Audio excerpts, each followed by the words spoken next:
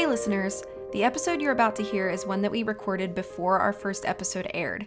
This podcast is a passion project for both of us, and we're learning a lot as we go, mostly learning from our own mistakes. Unfortunately, with this episode, we didn't have that opportunity because we hadn't yet heard our mistakes, so please excuse the imperfect audio quality, awkward pauses, excessive ums, and background acknowledgments. Editing can only correct so much, but we really appreciate you taking the time to listen and grow with us, and we'll be doing our best to improve in future episodes.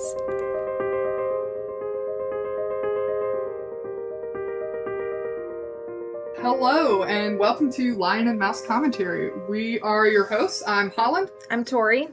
And we are two best friends as different as a lion and a mouse. Today we are reviewing the Legend of Zelda game, Twilight Princess, and we'll be ranking it on an objective scale of 0 to 10, with only 2 points allotted for personal taste. Feel free to listen and agree, disagree, or just learn about something new. Just be sure to tread lightly. There are spoilers ahead. And let's cut to the intro.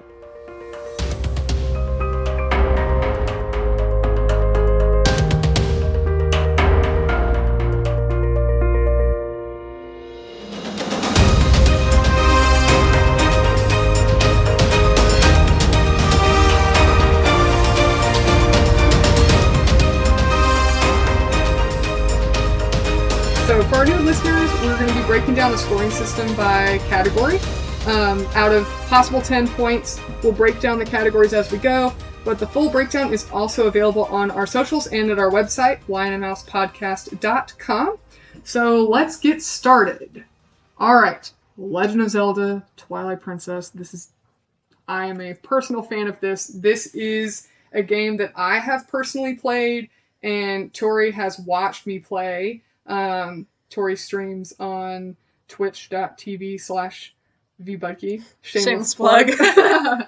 So you can watch our playthrough of the game, actually, on her YouTube channel. Has all her archives. Just shameless plug there. So this game was released November 19th, 2006 on the Nintendo Wii, and it was released on December 11th, 2006 on the Nintendo GameCube.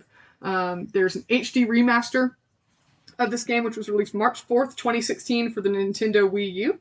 I cannot pronounce any of these names. I really apologize. It was directed by Eiji Aonuma. There you go. And produced by Shigeru Miyamoto. Yeah, the famous. So it is the 13th game released in the Legend of Zelda series. It's the second best-selling Zelda game, second only to Breath of the Wild as of March 2017. It sold 9.56 million copies. So, and that was in 2017, so who knows how much it sold now. Probably I would assume since then there's been quite a few more. Yeah. So I wrote this little synopsis, so I hope it's a decent summary. I did not pull this from the Wikipedia page. So Link is our hero living in a small village in Hyrule whose home and the entire world is in danger of being engulfed by the Twilight Realm. When Link enters the Twilight, he turns into a wolf and has to fight various monsters, complete dungeons, gather Tears of Light and other items to restore the world and its inhabitants to their previous forms. He's joined on his adventures by a mysterious imp named Midna, who is from the Twilight Realm and wants to help Link stop Zant, who is the villain of this saga.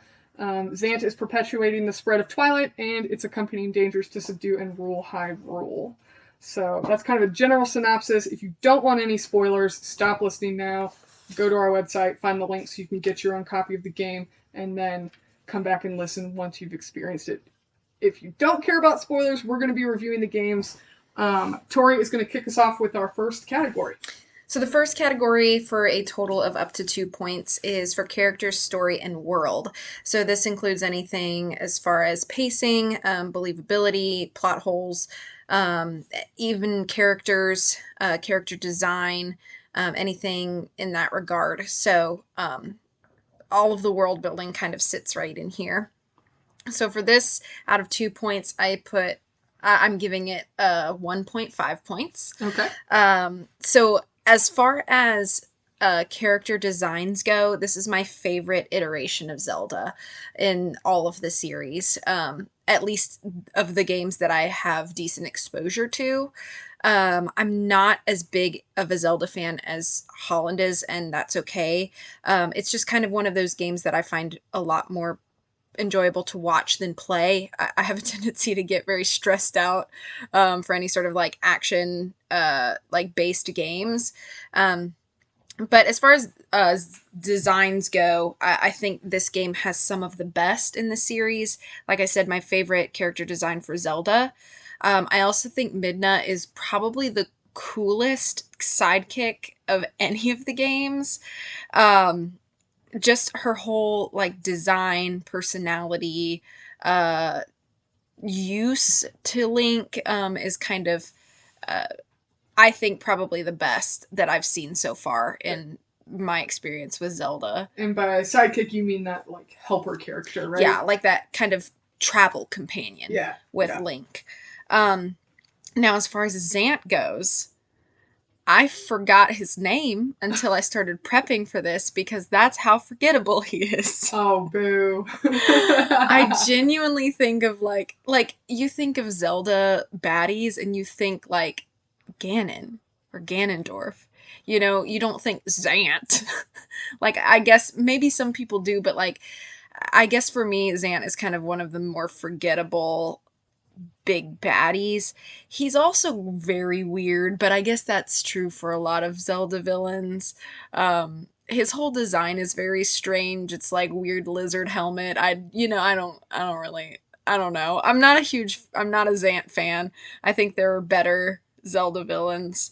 Um, I think the story is pretty straightforward. I wouldn't say it's all the way to stereotypical. It's just simple, but I think in its simplicity, it's effective. I think one of the things about video games is like I enjoy video games that are story based. I prefer my games to be story based, actually, but when you're talking about a video game, you're not putting all of your eggs into the story basket. There's a lot of elements that goes into making a video game enjoyable. And while story may hold a lot of weight for me, it doesn't hold as much weight as obviously like a movie or a book would. So I don't think it's a bad thing that I don't find the story complicated or complex. I don't think it's boring. It's in its simplicity. I just think like it has a very clear like beginning, middle, point of no return, resolution, and there's not a lot of deviation from that, and I think that's okay. Um, so, however, if we want to talk about critiques, my point 5 that I removed from this category is because of dang Colin, he's the worst character, stupid crybaby wimpy weenie who I cannot stand. And every time I go back to watch a clip of this game or whatever, I just remember my rage for Colin. He's the worst, and I cannot stand him. And I'm sorry if any of you out there are big Colin fans, but I cannot. He annoys me so much. I think he does nothing for the story. He's just like a plot device, really. And his haircut. Sorry. Am I being too mean to Colin? No. Okay. I think Colin deserves all meanness that he gets. Okay. I can't stand him either, so. I do think being Wolf Link is one of the coolest things that the series has done. It's very, I don't know, there's just something kind of like refreshing about it. In a lot of games, you have Epona, and Epona's in this game too. But I think it's kind of neat to like get 4 legs of your own and kind of navigate in that way, and how that sort of ties in with the whole story. It's not like an arbitrary choice, I don't think, which is nice. I have also one little note about like a side questy thing, and I think it's so ridiculous. What is this sumo wrestling? What is that whole scene?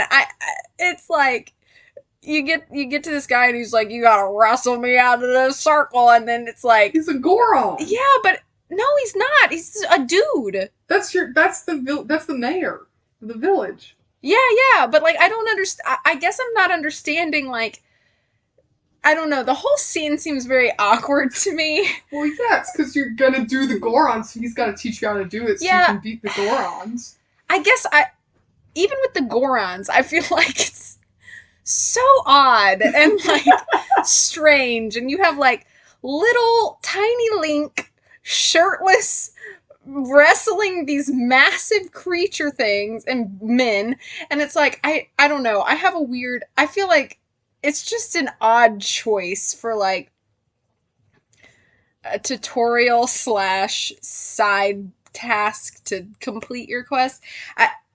Of all of the things that they could have chosen, I would have rather had Link like carry large boulders through a maze timed and whatever. I don't know. I'm not a fan of sumo wrestling, and it's uncomfortable to watch. So you think it's cringy? Yeah, it's a little cringy. Gotcha. I think it's a little cringy. So I have two very big. So Colin and sumo wrestling are like my two big critiques. Yeah. And that's why it's 1.5 points out of 2. But I think everything else is very effective. It's very concise. I really like Zelda. I really like Midna. About Zant, he's just forgettable. It's not that I dislike him. I just think he's very forgettable. And then, of course, Wolf Link. It's nice. Yeah. What about you? I also gave it 1.5 out of 2.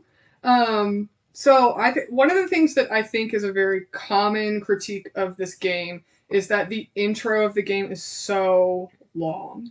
A lot of people complain about the pacing of this game because you start in Ordon Village and it takes you forever to get through the first dungeon. Like, to the first dungeon, and then getting through the first dungeon just takes absolutely forever. And I understand that as an argument. However, I think it is so necessary. I think this as a Zelda game is so distinct from other Zelda games because the premise of this game is that Link is just this normal, ordinary village member, and he's not really, like, he's not the chosen one, he's not the best knight in Zelda's army, he's not this, like, already he's a champion of whatever, he's not a hero. Like, the whole point is that he's not a hero, and so he's steps up to the plate because his world is threatened. So it's like the Twilight encroaching the world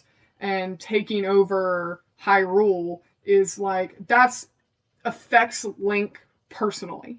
So I think that's a very unique aspect of this game that really isn't explored in other Zelda games. A lot of times Link is like, oh, you're the chosen one, it's your birthday, here, wear this hero's tunic because, so I think there's some exceptions to that, like Wind Waker, where there is some personal investment. Well, I think there's always personal investment, but it's never, well, I wouldn't say never, but a lot of the way that Zelda games have kind of developed over time, or a lot of the kind of plot setup is always like, Link's a guard, and he's already a warrior when he starts the game. And when you start this game, Link is a goat herder. Like, he's a nobody, and he has his own, like, job. He goes to work every day herding goats. Like, I mean, I cannot stand the little kids in this game. I think they're all obnoxious except Mallow, and only because he's like a boss, because he owns his own business as like a 3-year-old. But the kids are so annoying. But I do think there is some necessity because it establishes that Link is a part of his village. Like, these kids look up to him. Colin wants to be brave like him. I hate Colin, but I can agree to the fact that it's kind of, it establishes Link as this character that he, has a younger generation that wants to follow in his footsteps, and you don't really have any of that. Link's just this kind of island to himself as a warrior. He's already a warrior when the game starts, with the exception of a few games, but I think that the threat is affecting his world. Like, Link goes into this world and he sees villagers in the Twilight that have turned into ghosts, and he sees how this threat is affecting ordinary people. It's not this threat affecting this far off land that he has to go fight this far off villain. It's the threat is affecting his own land and his own hometown, and he's having to, fight against something that's invaded his territory, not something that's just kind of this far off island or this far off dungeon that he has to go, take care of because the goddess chose him. Like, it's kind of a more intimate feel for a Zelda game. I think that is a really unique aspect to this game. I think there's a lot of I think it's really relatable as a player because you're like, if something was hurting my hometown, I would want to, stand up for it. Not because I'm like this strong warrior that my job is to fight evil, but because it's my home and I want to protect my home. So I know that people really find the intro of this game really, really long, but I think it establishes that general premise of the game. Midna, I agree. I think Midna is one of the best characters. She's one of my favorite characters. I think Wolf Link as a character is just really, really exceptional as a character. It's so unique giving Link this other form that has different, uses and dynamics, and the way that Wolf Link can interact with Midna is different than the way human Link can interact with Midna. I think that's really good story building and world building. I think that it's a little similar to, Midna being this kind of mystery character and you don't know, like, is she good or is she a villain? I don't really know. Is she helping me with ulterior motives? I think that's a little derivative of Sheik as a character in Ocarina of Time. That's so fair. I would admit to that if, people find that as a negative, but I don't think that that's worth deducting any kind of points. I like that Zelda has a smaller role in this game. She's not really the princess that Link has to save or help. That she, she's just as trapped and helpless, but Link's not doing anything to help her. He's helping the world. Mm-hmm. So I like that Zelda has a more minor role. I can see how people can find that a negative because, the three members of the Triforce, Link, Ganon, and Zelda, should be the three principal characters of our story every time, but I like that this is different from that. I can kind of see with Zant being kind of this forgettable villain, but I think he's kind of the catalyst of Twilight. Like, I would kind of argue that the Twilight is the threat, not Zant himself. And so Zant is causing the spread of Twilight. But I think maybe that contributes to his forgetfulness. Is because, yeah, he may be the catalyst, but it's like you said, he's not the primary threat. Yeah. And I think that's okay. Yeah, sure. But one thing I do think is really, I like that Zant is the primary villain versus, at least for the majority of the game, Zant is the primary villain, and you don't even really hear about Ganon or even see Ganon as a villain. And I like that Zant is the primary villain because the concept of the game is that Ganon was, like, chained, enslaved, and sealed into the Twilight realm. Mm-hmm. And it's one of the few times where it's like, most of the Zelda games, it's like, oh, well, we stopped Ganon, let's just seal him in this, mystical, force field or underground or whatever, and then, oh gosh, he got too strong, he broke out, like, every time. It's like, do you guys not have a better method to, like, seal Ganon away? Like, come on, you can't come up with anything better? But in this game, it's so unique because it's like, we sealed Ganon away, we banished him to this other realm, and now that has a consequence. Like, he's in this other realm, and he's corrupted the inhabitants of that realm, and the inhabitants of that realm are now a threat to us because we put Ganon there. Like, no other Zelda game is there a consequence of what you did to Ganon to get him out of your world has now ruined someone else's world. Mm-hmm. Like, and now that other world being ruined is affecting our world. And so I think that that's so different for a Zelda game because it's like, in your need to try and do good by getting rid of Ganon, you've affected a whole other world that you didn't even care about. And now that whole other realm is now taking over ours because Ganon's corrupted Zant, and now Zant's taking over our world. So I just think that that's really distinct, and that's why Zant is so forgettable, because he's being like controlled and manipulated by Ganon, and he wants Twilight to take over, Hyrule, like, the world of light. He wants Twilight to just take over it, and it's like, I think that would never have happened if they hadn't banished Ganon.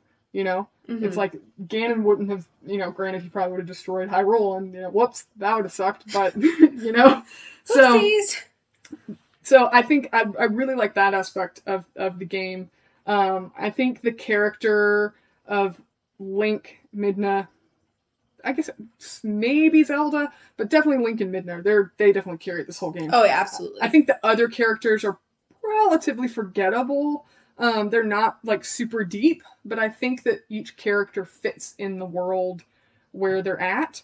But I do think all those kids from Ordon Village are really annoying. Yeah. And they're like, Link, show us how to like chop with the sword, and and again, Colin's like whiny little baby. I hate Colin so much. Yeah. So for those kids, and even Ilea, if that's how you say her name. Ilea, yeah. I think she is like the most useless character. She's very bland. Yeah. She's just so bland. Yeah. It's like you tried to give Link a love interest that wasn't Zelda. Yeah. And you couldn't make her seem like a real person. Yeah. Like, this is like everybody. It's like the only connection that the game gives them at all is like, they both really like Epona. Yeah. What's up with that? You're like, oh. You don't even have like a realistic character. And then she's like, so boring. She is. She doesn't do anything useful. A lot of the kids are boring though. Yeah. So for that, I did deduct half a point for that. So I think. So your score is also 1.5. Yes. I forgot. Yep. Okay, so moving on to mechanics. So for video games, I think mechanics are really important.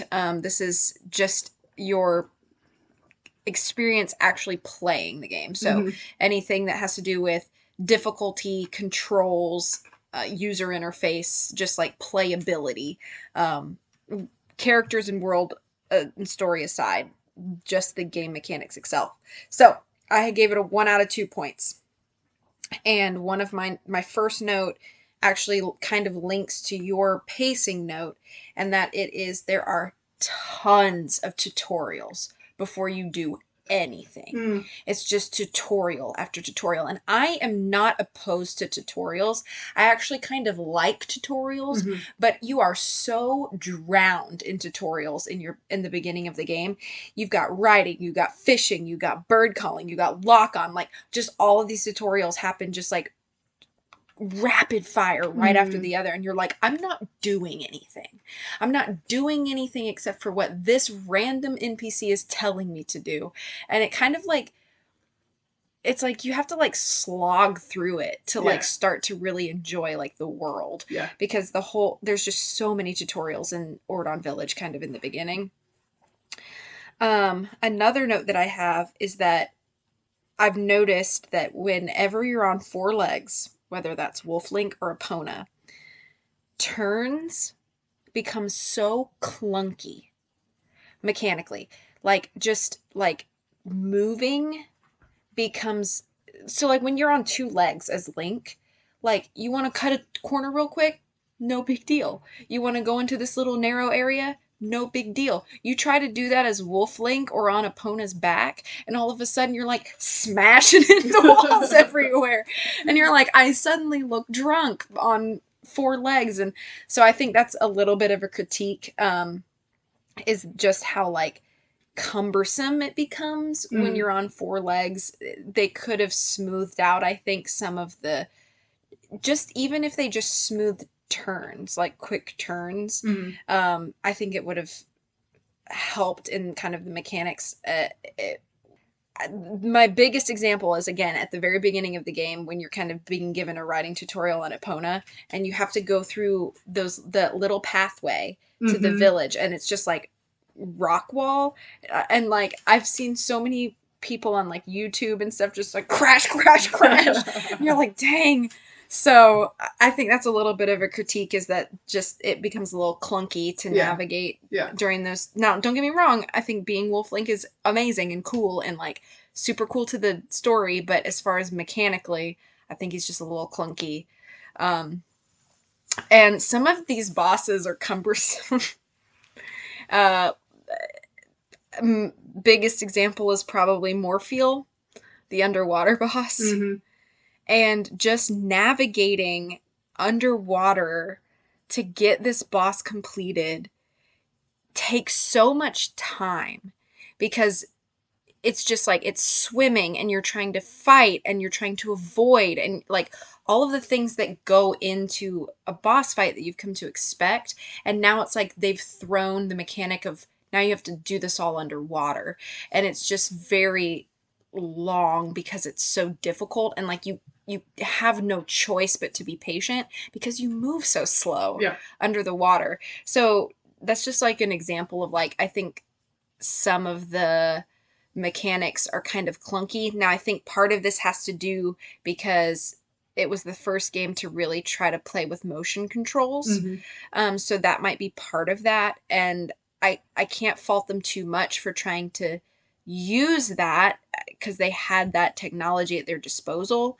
But I think it wasn't smooth enough to sort of like add to the enjoyment of the game. I think it could almost sometimes like add to more to the frustration. And I'm sure with practice it got better, but like who wants to sit there and like practice with their Wiimote or whatever? I'm sure it's easier.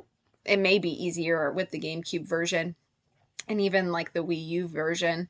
But since those are just like ports of the same game, you still kind of have some of that like, I guess just like navigational difficulty. I don't think it's so much to the point where it really detracts. But I think it's enough that it's noticeable. I do appreciate the fact that the game is quite linear. I am afraid of open world games because I like to complete games to the best of my ability, and I feel like the more open world it is, the more difficult it is to decide what to do. And I like for a game to tell me where to go and what to do. And I think this is a game that's quite linear in that way, so I appreciate it for that. And I think it helps drive the story a bit without kind of getting lost. Another note. 5 pieces of heart to finish a container. It hurts, especially when you're so used to other Zelda games only needing 4. And then you're like, I gotta do all this work for extra heart piece to finish a container. It sometimes feels like a chore. Now, granted, sure, there are more available throughout the game, but like if you're not doing side quests or like really searching each map thoroughly, they're missed. And so it just kind of feels like you're working harder for the same thing that you get for a little less work in other games. So that's why I could only give it 1 out of 2. I feel like a lot of my notes were critiques, but I couldn't give it 0 points because I do think that what they really were trying to do something new and like inventive. So I want to give them credit for doing that.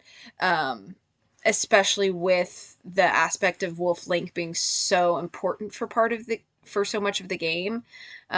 It's almost like we got a bunch of really cool things. I wish they had just taken like some digital sandpaper to some of those aspects and like refined them just a little bit. But you also have to keep in mind that like this game is now 17 years old.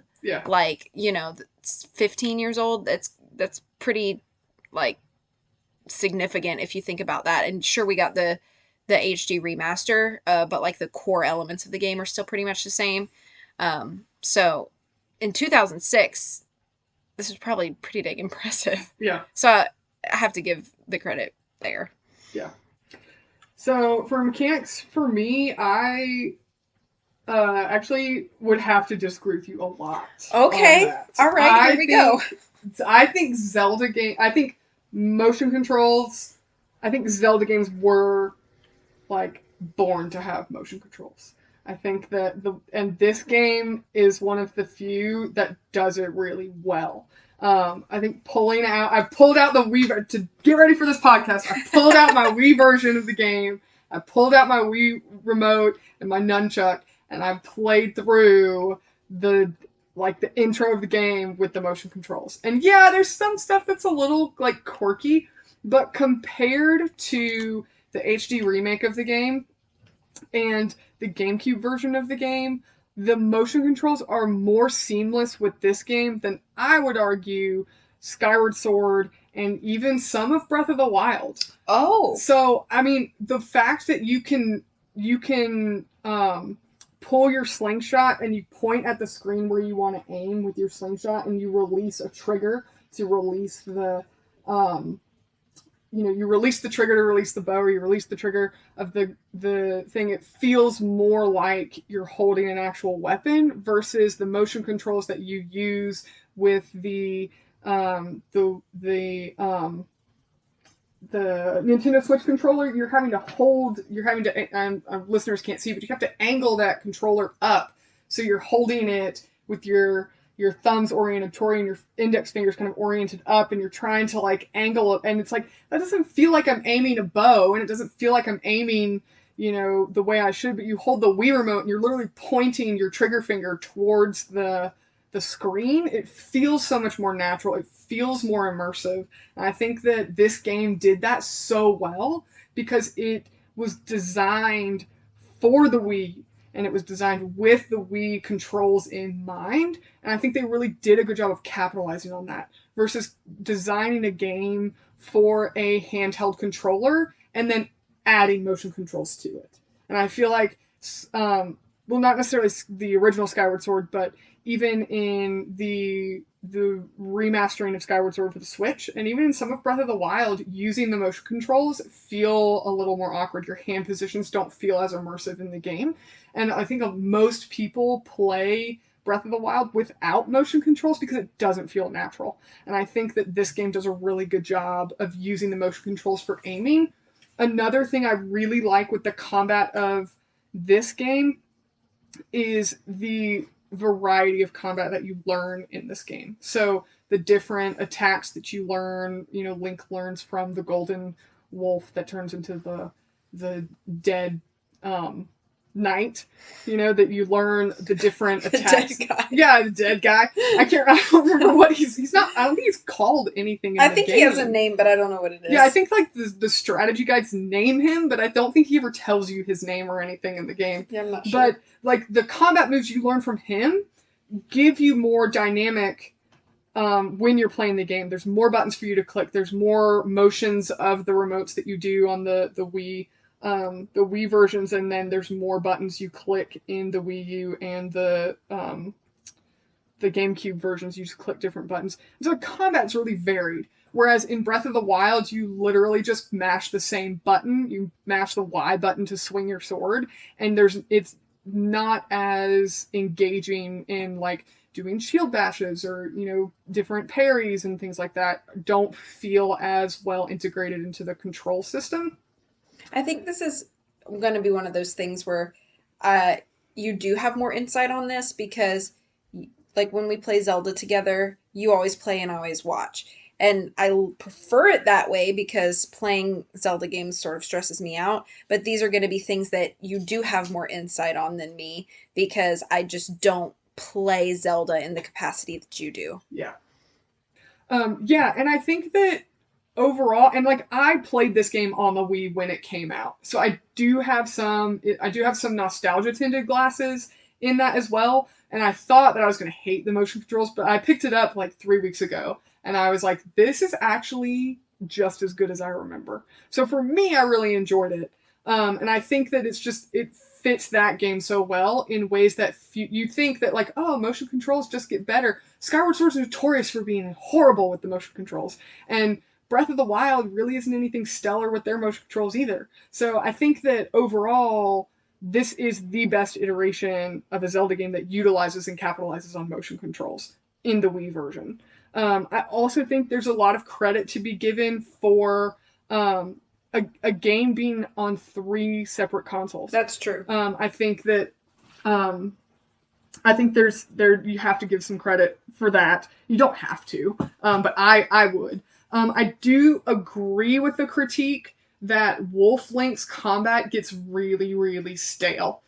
He has like 2 moves, and it does get really stale, and it gets redundant when you're doing, if you're doing caves or any extended periods of time playing as Wolf Link and doing combat with various, minor enemies, it does get really stale and boring. So I would agree with that as a critique. I think a lot of people have that as a complaint. However, I do think he does have a lot of use with Midna. Being able to attack multiple enemies in one kind of blow, and then being able to jump into different. When Midna kind of moves ahead of you and you leap to where she's at to traverse different terrain that Link can't really do on his own until you get better weapons. I think I think a lot of people overall think that the Tears of Light, collecting all those Tears of Light just drags, that aspect of the game gets really kind of draggy and boring. Even culminating. How many total times do you have to do that? Do you remember? I think it's 3, because you do it for each of the first 3 dungeons. Right. And it culminates into fighting the Twilight Parasite as Wolf Link. Yeah. And I agree that there's, it's like these mini dungeons, scavenger hunts you have to do, and like a mini boss battle. But that's the only like dungeon/boss you have as Wolf Link. So I think the creators were trying to give Wolf Link like his own quote unquote dungeon and quote unquote boss with those segments, but it does get kind of tiresome. It's literally the exact same thing 3 times. And I do think they could do a better job of trying to integrate Wolf Link into the overworld combat. I think it would be cool if Link was able to, when you're fighting enemies, Link would be able to kind of move between human Link and Wolf Link. But I think he has his combat options as human Link are done so well that I think that, adding Wolf Link to the mix would really just muddle things. Mm-hmm. So for that reason, I do admit there are some shortcomings with the mechanics. I think overall the side quests I find them enjoyable, but things like the fishing I don't really find enjoyable. Yeah. I mean, there are some people that really enjoy that stuff, and like, just literally going and catching every fish in the game to like mass complete that aspect of it. Mm-hmm. But there is a lot that I don't think is necessarily my cup of tea. But I do think that there is a good integration of that with like various mini games. Like you fly with the Twilight Cargarok up Lake Hylia, and then you can play that sort of as a mini game later when So I think that having you complete something and then you can go back and do it again as a sort of mini game, but it's completely optional. I kind of like that aspect of it. Yeah, I never like when a game forces you to do something the same way multiple times. Like, I'm like, it feels like a chore after like time 2. Yeah. So, and that's probably why some people do critique about the Tears of Light. Yeah. It's because it's like, I already did this. Like, why am I doing it again? Right. So. And there's not anything that's really, it's not like you've learned a new like skill or attack to complete it the second time. Kind of like how with dungeons, like in Legend of Zelda games, once you complete the dungeon and you obtain a weapon from that dungeon, you're forced to use it in the next one. So there's new things, new aspects in this second dungeon that are more dynamic because you've obtained things in the game. And the Tears of Light don't do that at all. So, Yeah. So I think overall, I like the mechanics of this game. I think that they're done really well. What but, score did you give? Did you so 1.5. Okay. 2.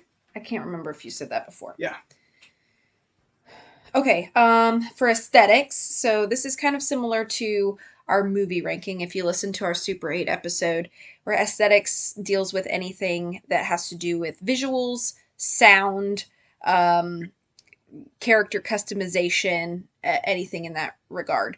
So I gave this one 2 out of 2 because I think it is one of the best, coolest looking Zelda worlds that we've gotten.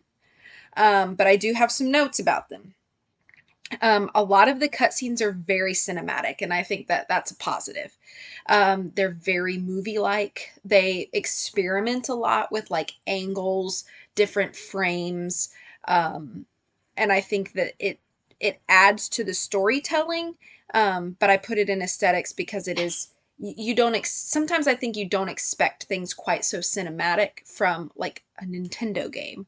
I think that's something that doesn't immediately come to mind, but I think in this game specifically, it does use a lot of cinematic takes, and I really like that. I look forward to the cutscenes. Some people are like, oh, a game cutscene, I'll run to the bathroom or whatever. But those are like my favorite parts, especially when done really well. And I think this game does cutscenes really well, and they are very movie like. Um, they use a lighting effect. I don't know if it's necessarily an effect, but there's like a lighting effect that's used often in this game, and it does help for the overall mood. They also do kind of like a foggy look often in this game, and it does add to the overall mood, but there's little variation in this. And I think it can at times become a little bit boring because it's like, okay, we've got kind of the foggy dreamy look again and again and again and again. And so it's a little repetitive. Um, it's hard. I'm really torn on it because I want some more variation in like color palette and like lighting and things like that. And I know the whole game sort of deals with like dark against light, but this misty effect on so many of the cutscenes sort of like kills it. I almost would have rather them had very stark shadows against the light instead of this weird like vague almost dreamy like sequence so often. um so that's just maybe a personal preference, but I think I would have just preferred a little bit more variation, I guess, in that.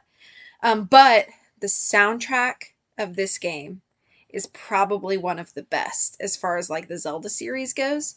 Um, I think it's one of those soundtracks, and I think Zelda music is great at this in general, where it's like one of those soundtracks where it's just like you can put it on no matter what you're doing, and it just kind of like fills the space in like a very pleasing way.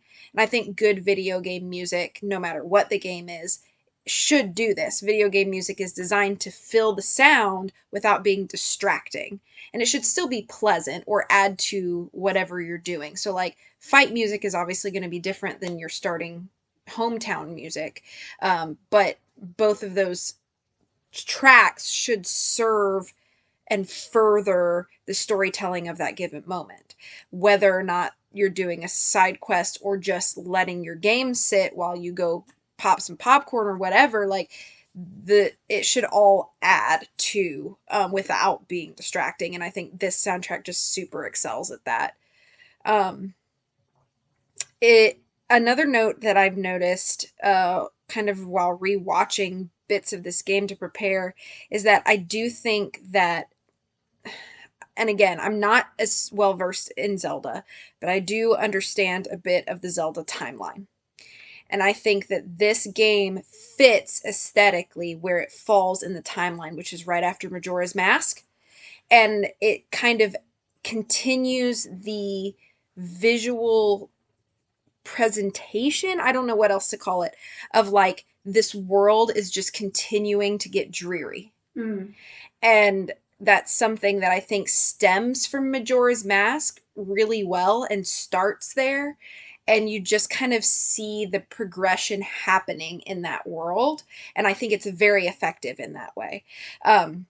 So you kind of see, and it, not to say that the whole game looks dreary, because it doesn't. There are some lighter moments, but overall you see the world just continuing to kind of like devolve in that way. Well, I think that's the point. I think, right. I think the whole point is that the kind of thematic mood of the game is supposed to be dark. Yeah. Like not just like visually, but it's supposed to feel dark. It's supposed to feel like this like corruption and evil is spreading throughout the world. So I would agree that I think that is the goal, is that it's supposed to feel dreary and depressing and ominous. Which I think would be effective even if just the game is in its own context. But broadening that context into the whole of the Zelda timeline, it flows. It's a nice seamless flow from Majora's Mask, I think. It's not like you've got that branch of the timeline there and it feels too different from Majora's Mask. Yeah. Like, it's obviously distinct enough to be its own thing, but it's still, there's a correlation there that I think is very satisfying. So, yeah, those are my aesthetic notes. Yeah, so so you gave it 2 out of 2? Mm-hmm. Yeah, I also gave it 2 out of 2. Especially considering at the time of release, when this game was released, like, I think a lot of critiques of Nintendo in, the early 2000s, early to mid 2000s, was that their games looked like children's games.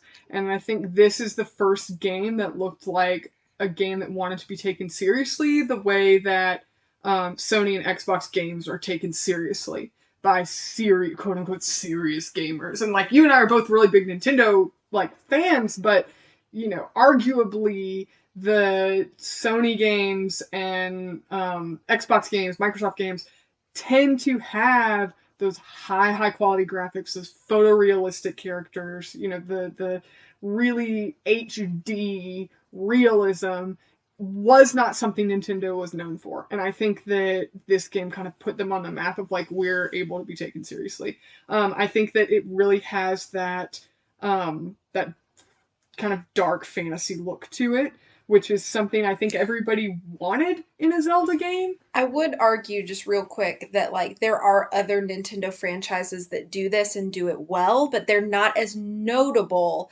as the Zelda series is. For example, Metroid. I think That's true. Metroid is a well-known, well-loved Nintendo franchise that did accomplish this. But if you look at the grand scheme of like what are the popular like franchises, you can say Legend of Zelda and everybody has heard of this. That's true. And so, I mean, I think that the Legend of Zelda arguably is second only to Mario. I would agree. It's just very well known, and it's really part of Nintendo's brand as of Nintendo. I think of the top 3 Nintendo franchises I would say are probably Mario, Legend of Zelda, and Pokemon. Yeah. So, and Mario and Pokemon are, very cartoony, very animated looking. Yeah. And now we have like a gritty looking Zelda game on the scene. Like, what is this? So I think that, especially at the time it was released, like you said, you kind of already touched on it, that visual style of light versus dark. I think they did a really good job of integrating that into the game throughout. I think the enemy designs are so good in this game. That's true. They're annoying, but they do look good. Yes, they are annoying. I think it's one of the few times, especially coming from Wind Waker to Twilight Princess, you had these really cartoony looking villain characters, enemy characters, and that now you have like the keys look like, bats. Mm-hmm. The Stallhounds look like the skeleton of a dog. So I think that you have really realistic looking enemies that really give that it adds realism to the overall aesthetic. I think that the one thing I made a note of was like when you go into people's homes, like in Ordon Village, there's so many details. Like there, if you go into, I cannot remember her name, but it's the lady that has the cat and she owns the shop in Ordon Village. Yeah. If you look around her house, she has more photos on her wall of her cat than she does of her child. And it's just like I've never noticed that. It's just like those small attention to detail that are I just really think are appealing. I love that. I think this would probably be more of the characters in the world, but the fact that when you're Wolflink, you can talk to the other animals. I love the way that Epona looks when you're riding Epona. The realistic horse movement. It doesn't feel like you're watching a cartoon horse run. You feel like you're watching a horse run and then a human riding the horse moving appropriately. I think the overall the unique villains to this game, the Twilight Messengers, are really creepy. I remember playing the game initially thinking they were like the scariest looking villains because they just were kind of faceless and had like these, walked on all fours and just like, I mean, they're like creepy looking. Then you really feel like it really gives this tone that these creatures are from another world instead of, whereas the majority of Zelda villains, they're from our world. They're from Hyrule. And so they integrate with the world that they exist in very well and feel like they're part of that world. Whereas these Twilight Messengers are just like, oh my gosh, where did these things come from? They're just like, they're eerie and they... Almost upsetting. Yeah. It's almost like if you're, under the age of 12, it's like nightmare fuel for you, But I think that those are done really well. So I think that, even in today, I think it's similar to like Jurassic Park. I think the aesthetics of the game hold up today, even though the game is now, well over, 10 years old. Okay, so now we're moving on to personal taste and preference, where we have a total of 2 points to a lot. So this is all purely our own opinion, which I gave 2 out of 2 points, which I feel like I've been critiquing a lot on this game, but I really do love it. And but here's a hot take. This game is currently my favorite, but we're playing through Skyward Sword right now, and Skyward Sword made Tyre beat it. Why? Something about just like... Is it the birds? It might be the birds, or just like the aesthetic of Skyward Sword is just very pleasing to me, but I don't want to spend too much time talking about Skyward Sword. I just want to say that like Twilight Princess is very unique and I like it for that. And that's why it's been my favorite for so long. But at the end of the day, and this is true of all Zeldas, this is something that I enjoy watching more than playing. And I think that's going to be true for maybe every Zelda game. Yeah. And I don't think that's necessarily a bad thing, because like Let's Plays and streams have become so prevalent and popular in our culture that like you can share games with people that will never pick them up, and that people can fall in love with that. That happened to me with Xenoblade Chronicles. I've never touched that game in my life, but I absolutely adore that game because I watched a wonderful playthrough of it and was like, this game is incredible, but I'm never going to play it myself. So that's kind of how I feel about the Zelda series too, but particularly Twilight Princess, because it is my favorite currently. It's like one of those things where it's like, I know I'm never going to touch this game. Or at least never finish this game, even if I do pick it up. But like, I still really love it. And I think personally that says something about the game if I can love it as much as I do without ever having played and completed it myself. I don't think that's a negative, and I don't want to present it as such, but I do want to acknowledge the fact that most of my opinions on this game boil down to the fact that I'm a viewer of this game and not a participant of this game. So even though I give it 2 out of 2 for personal taste and preference, I do want to kind of disclaimer that that I think my ranking of this game is through the filter of a viewer and not a player. Yeah, and I think that, as a kind of a caveat to this podcast overall, like the purpose of this podcast is because Tori and I both appreciate story.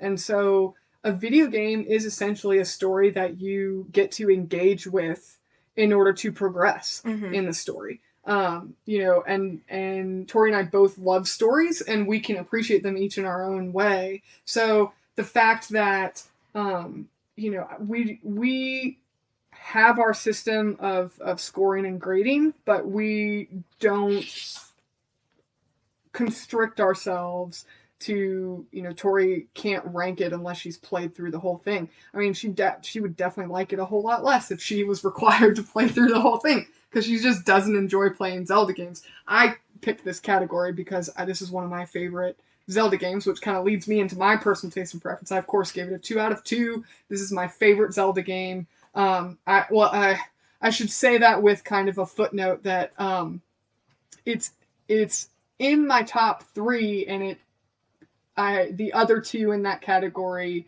kind of fight. They all 3 compete for my top, but I think overall I would say this is my favorite game, my favorite Zelda game. Do you want to mention the other 2 in your 3? No. They can listen to future episodes for that. Okay.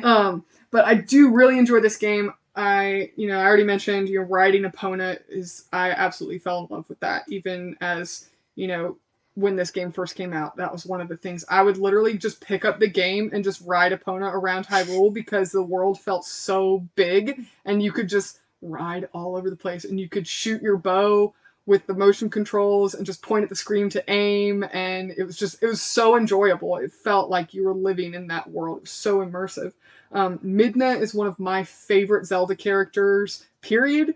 I think she's so well developed. I think she's an interesting character, and it's surprising that a character so interesting is a character that follows you around for the whole game. She does have moments where, she's not very helpful. She seems kind of annoying, doesn't give you a very helpful hint. But the fact that she's integral to the plot and is that helper character that's typically so obnoxious and repetitive, and you just, Navi is so annoying, you just don't ever want to listen to her again. And Fi in Skyward Sword is kind of a dunce, when you're in the moment. But Midna, I feel like, never gets to that point. But then she's also... you could argue, I wouldn't necessarily argue this, but you could argue she's the most important character in the game. Oh, I absolutely think she is. So, and to have her be that well developed, and then you slowly try and figure out, like, what are her motives? What is she really after? What is she looking for? Why does she want to help me? Why does she want me to help her? And so it has this level of mystery, which I think fits the appeal of the game really well. Wolf Link also... hands down. Actually, Midna would be second. Wolf Link's my absolute favorite Zelda character. I love that he talks to animals when he's a wolf. I think that visually he just looks super cool. Like, he looks like a boss. And he's really fun to play as when you're not riding Epona, you can just run around Hyrule as Wolf Link. And, I just think that's done really well. I think Zant and Zelda are very good characters. Even though, Zelda is a minor character, I think she's really interesting, and visually she's really appealing too. I do enjoy the side quests in this game as well. I love finding all the Poe-souls. I like that bugs.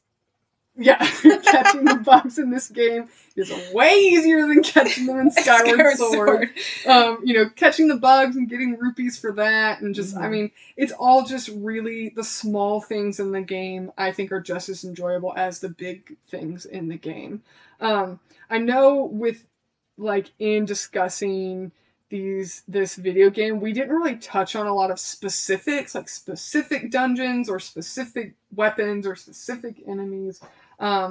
It's a lot. We would probably have to talk for There's about so many 4 hours. But I really enjoy the claw shot in this game. There really aren't a lot of dungeons that I don't like in this game, whereas a lot of dungeons I'm like, if I have to, water dungeons in Zelda for me are just so hard. You know, for changing water levels and stuff. They don't make you do that in this game, which I really appreciate because I find that so annoying.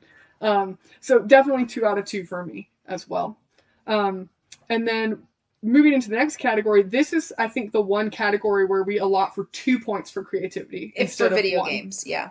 Because they're so interactive. Yeah, so out of 2 possible points, I'm actually going to change my scoring right now. So I originally had only put 1 point out of 2, but I think I'm going to put 1.5 out of 2. Oh, really? Because you convinced me. Really? So obviously, Wolf Link is brand new for the series, and I think it's a very creative choice. I think that it's something that we haven't really seen before from the series.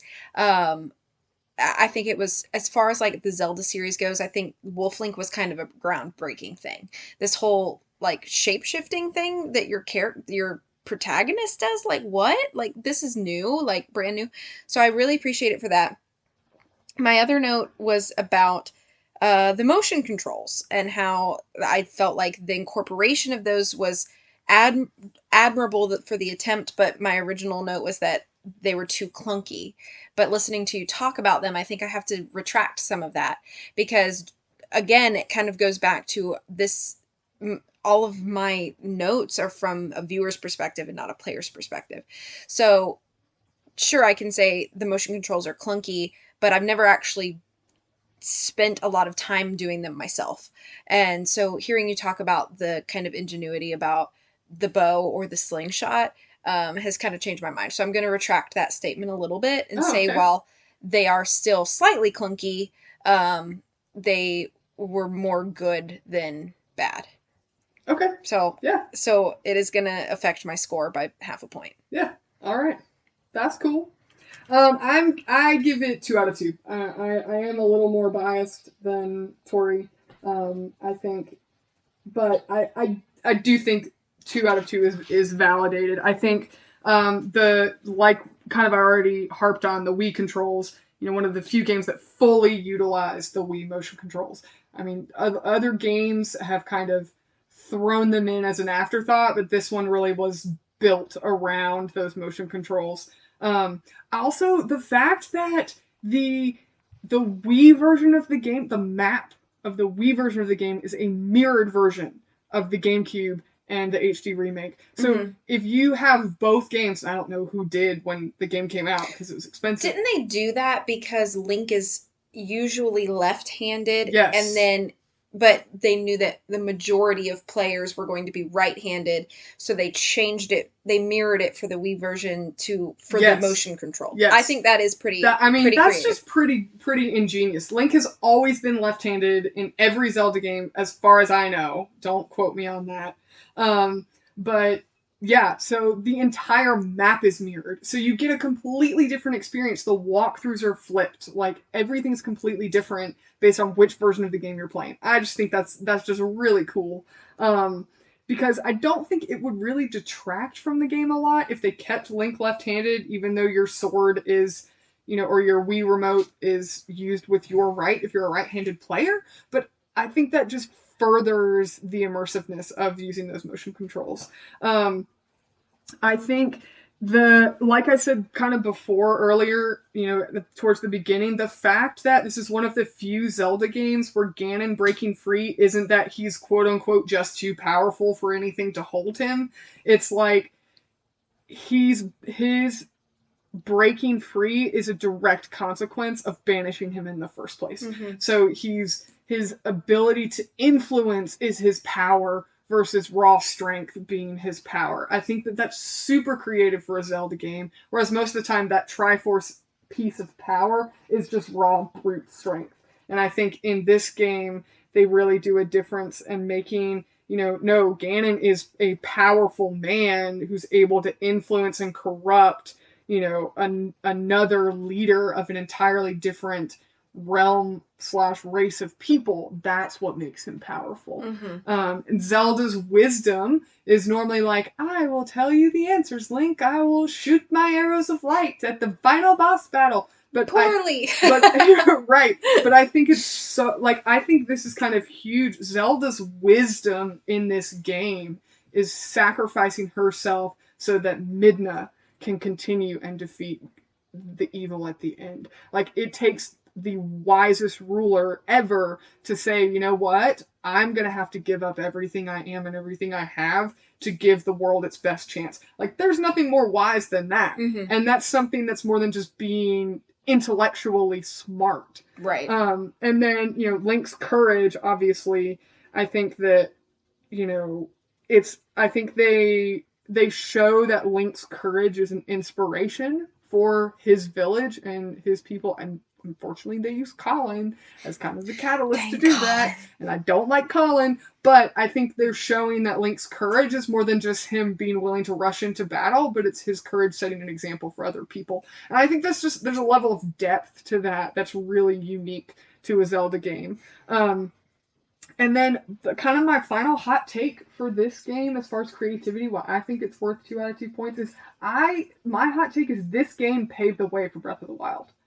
Breath of the Wild is the number one selling Legend of Zelda game, and I don't think it would have existed without this game.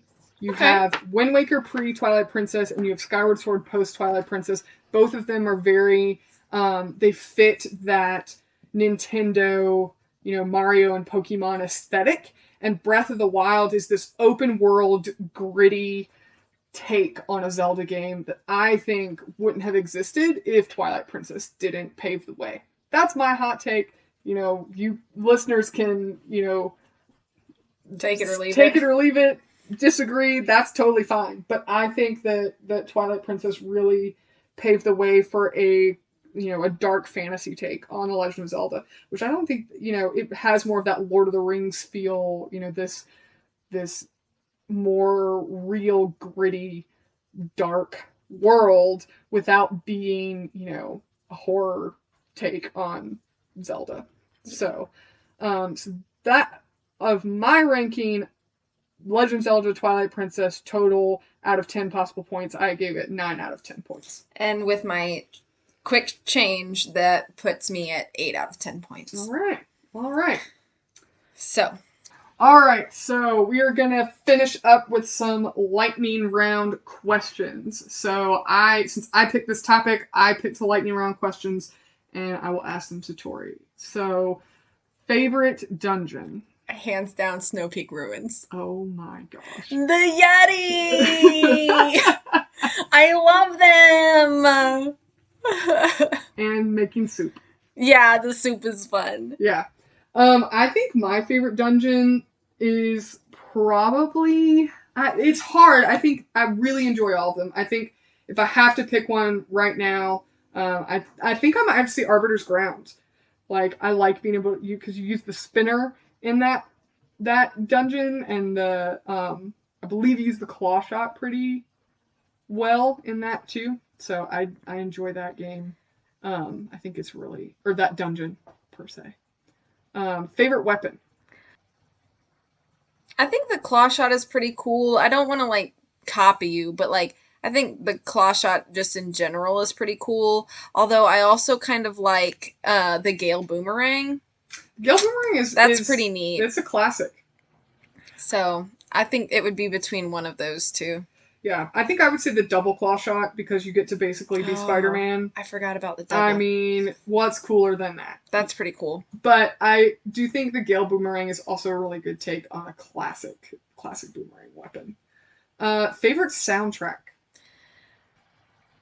It might be the, Castletown theme.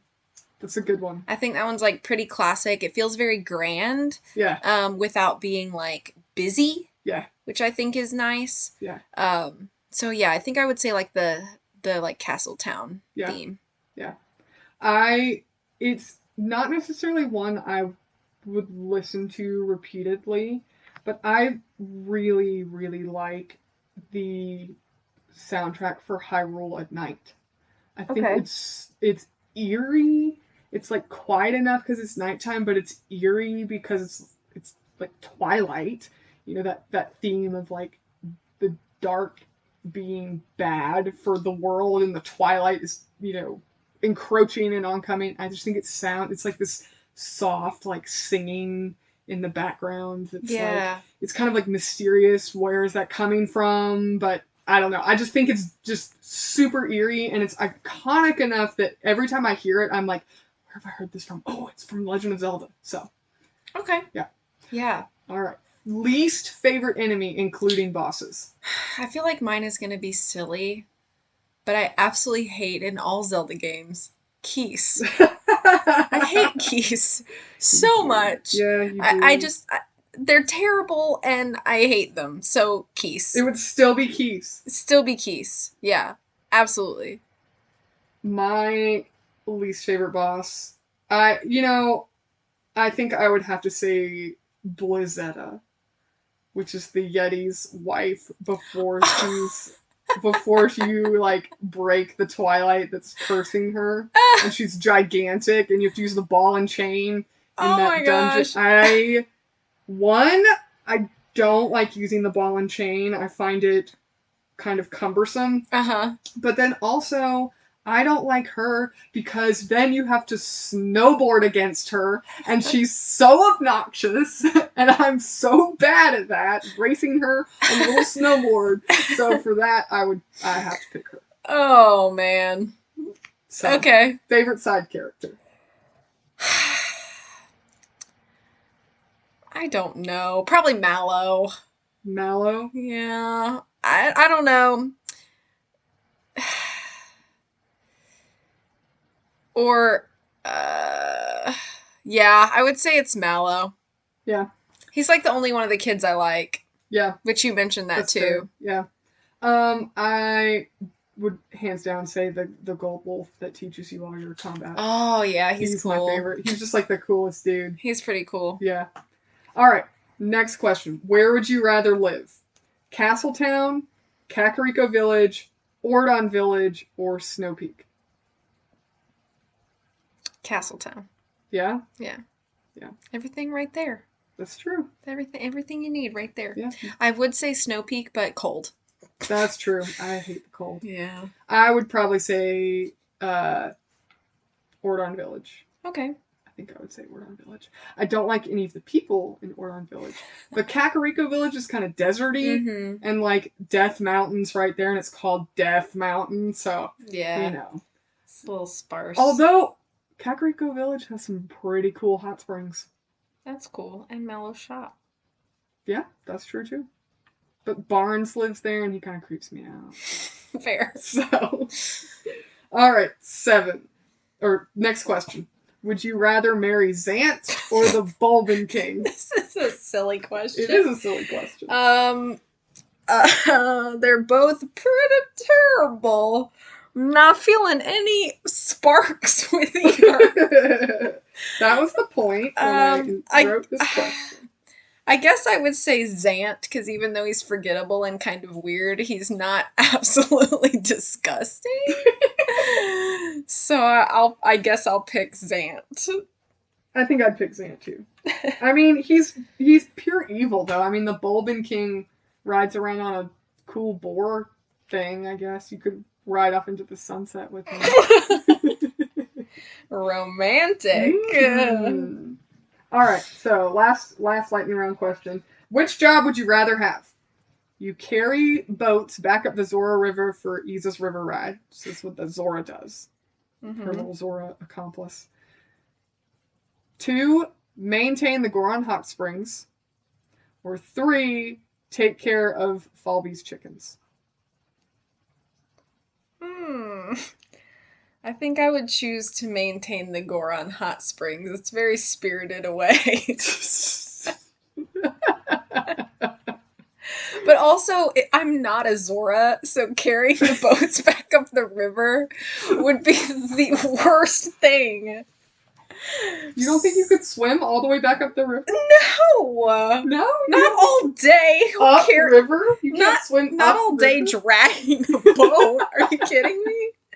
No, I would take care of the hot springs. Yeah, I think I would do that too. Mostly because I don't like Falby. It's kind of weird. Chickens have large talons. The chickens have large talons. Oh boy. Gosh. Okay. Well, any final thoughts? No, I covered everything that I want to talk about. Yeah, I think we've covered everything. So, alrighty. Well, thank you guys for joining us on this episode. We look forward to having you back next time. You can follow us on our social medias. We have Twitter and Instagram at Lion and Mouse Podcast. You can also get to our website, read up on our reviews, also find some templates of our scoring systems if you want to try it for yourself. Our website is lionandmousepodcast.com, and you will find all of our rankings broken down. We also have on our website a suggestion box where you can tell us what you want us to review next. And until next time, enjoy your own art and media, and we will see you in the next episode. Bye-bye.